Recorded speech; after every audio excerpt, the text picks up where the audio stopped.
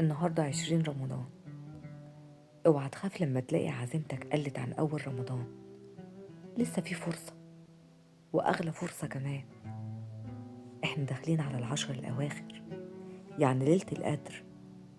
ما تفكرش في اللي فات، فكر في اللي جاي.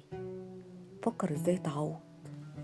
فكر ان ليلة واحدة قادرة تغير حياتك كلها. ليلة ب1000 شهر، يعني عمل ليلة واحدة كأنك عملته أكتر من 83 سنة.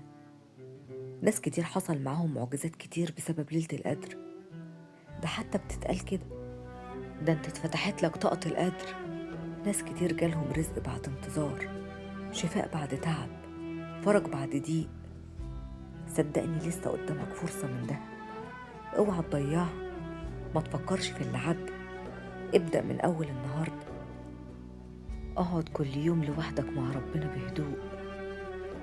خلي ليك وقت لوحدك معاه. اطلب، اتمنى، فضفضله، احكي له همك. انت مش بتطلب من اي حد، انت بتطلب من ملك الملوك. ربنا قادر يغير حياتك كلها في لحظة، بسبب دعوة، بسبب دمعة. يمكن ليلة القدر دي تكون هي نقطة التحول اللي انت مستنيها من سنين. اوعى تضيعها. رسالة النهاردة بتقولك: اللهم بلغنا ليلة القدر، واكتب لنا فيها نصيبا من الفرج والفرح والرزق والشفاء، وغير أقدارنا الأجمل الأقدار، ولا تخرجنا من رمضان إلا وقد غفرت لنا ورضيت عنا، وكتبتنا من عتقائك من النار يا أرحم الراحمين.